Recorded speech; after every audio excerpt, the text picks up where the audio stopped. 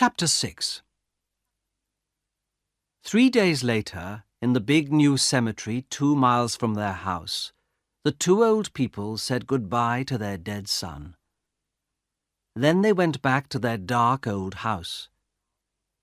They did not want to live without Herbert, but they waited for something good to happen, something to help them.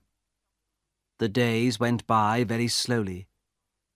Sometimes they did not talk, because there was nothing to say without Herbert, and so the days felt very long.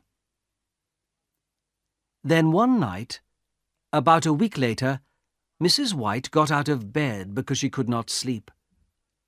She sat by the window and she watched and waited for her son.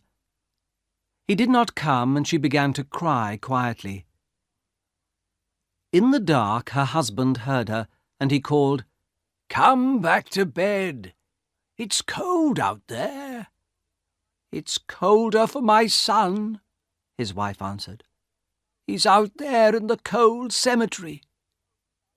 Mrs. White did not go back to bed, but Mr. White was old and tired, and the bed was warm. So in the end he went to sleep again. Suddenly he heard a cry from his wife. "The paw!" she cried. "The monkey's paw!" She came back to the bed and stood there. "What is it? What's the matter?" Mr. White cried. He sat up in bed. "What's the matter?" he thought. "Why is she excited? What's she talking about?" He looked at his wife. Her face was very white in the dark. "I want it," she said quietly. "And you've got it. Give it to me, please." "What?" Mr. White asked. "The monkey's paw," Mrs. White said. "Where is it?"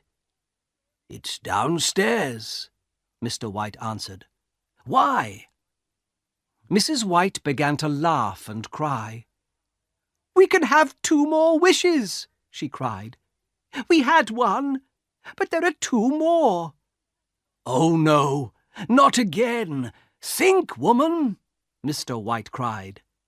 But Mrs. White did not listen. "Quickly," she said, "go and get the paw. We're going to wish for our boy to come back to us." "No!" Mr. White cried. "You're mad."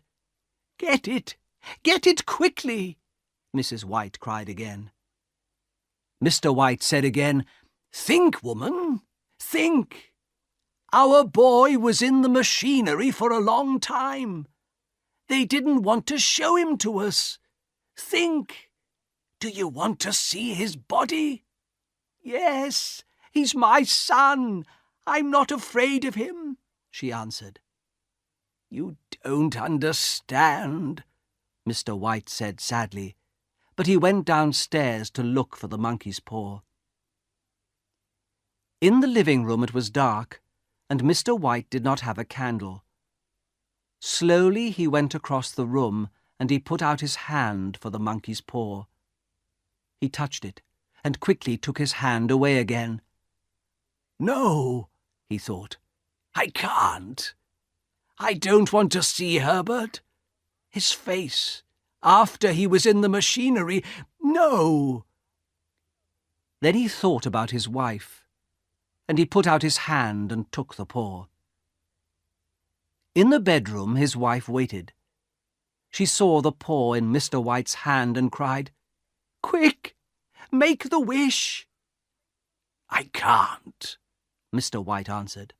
"Remember, he died in the machinery. Make the wish. I'm not afraid of my own son," Mrs. White cried again.